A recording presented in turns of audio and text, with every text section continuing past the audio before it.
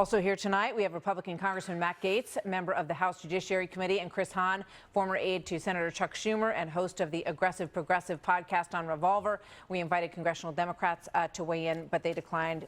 Thank you very much, both of you, for being here tonight. A lot of heat under on the impeachment issue tonight, Chris Hahn.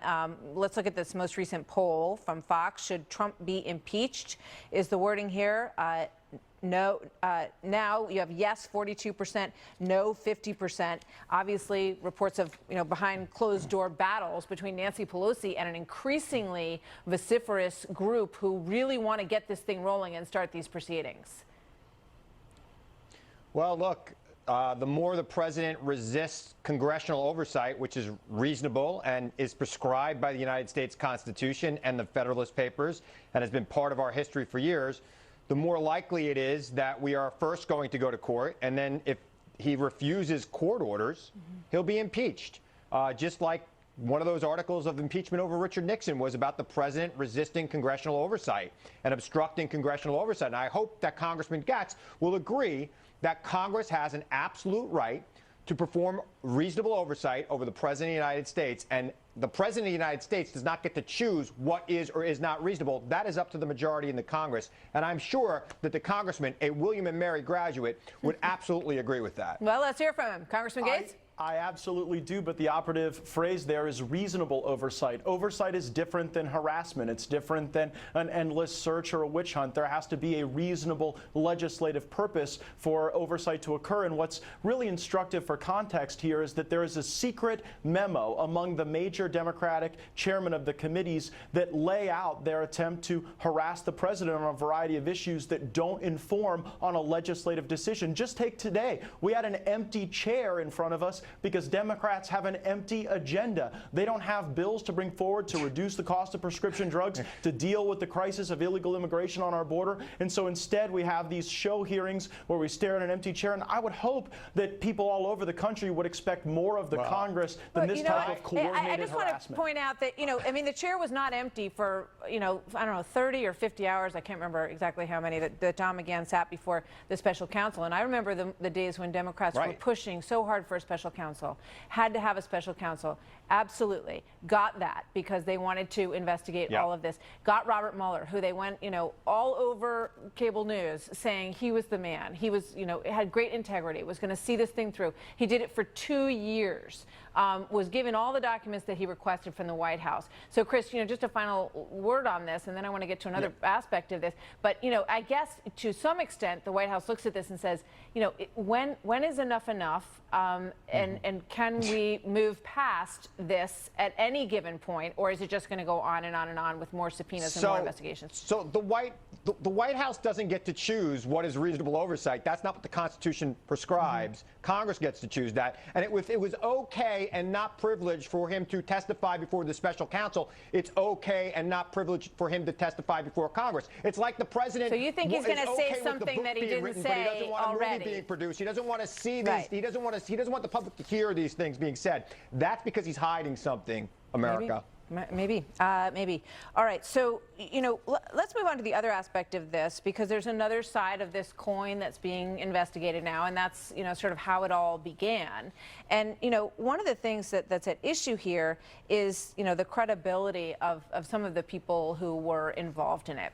So I want to play this moment. We've heard a lot about lying in front of Congress and the contempt that Bill Barr may be held in by Congress. He's, trying to find some ways to push back on that now. But this is Jim Comey and then Loretta Lynch on a moment that they have a discrepancy over the interpretation of in the process of all of this. Watch this. At one point, the Attorney General had directed me not to call it an investigation, but instead to call it a matter, which confused me and concerned me. But that was one of the bricks in the load that led me to conclude I have to step away from the department if we're to close this case credibly. And here's Loretta Lynch. She says, I did not.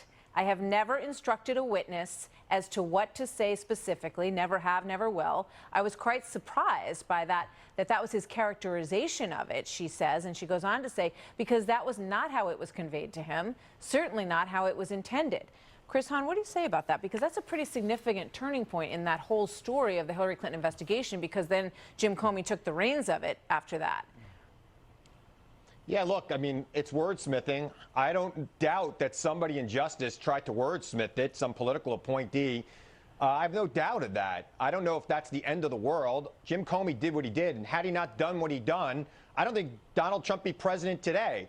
Had this been, and right now we're seeing similar activities happening by this president's attorney general, and I don't see Congress doing anything about it. So it's very, obviously something happened there, and we have to understand which Jim Comey we're going to trust. We either trust all of it or we don't trust any of it. Would you want to investigate him for contempt for not telling the truth in front of that committee?